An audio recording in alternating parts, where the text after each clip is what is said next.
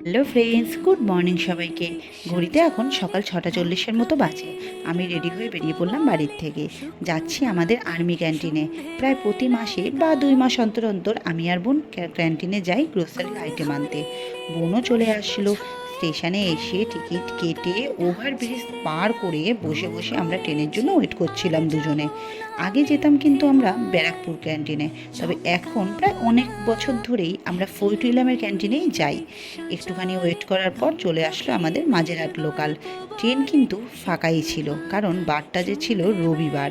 সকালবেলা কিন্তু দাঁড়িয়ে দাঁড়িয়ে যেতে খুব একটা অসুবিধা হচ্ছিল না। দেখতে দেখতে চলে আসলো দমদম স্টেশন। তারপর তো ট্রেন একেবারে খালি হয়ে গেল, প্রায় পায়ের উপর পা তুলে ট্রেনে করে যেতে পারলাম। এই লাইনে স্টেশনগুলো কিন্তু আমার দারুণ লাগে। বাঁদিকে রাস্তা, ডান দিকে গঙ্গা। চলে আসলো আমাদের প্রিন্সেপ ঘাট। আমরা কিন্তু এখানেই নামবো। চলো, বাই।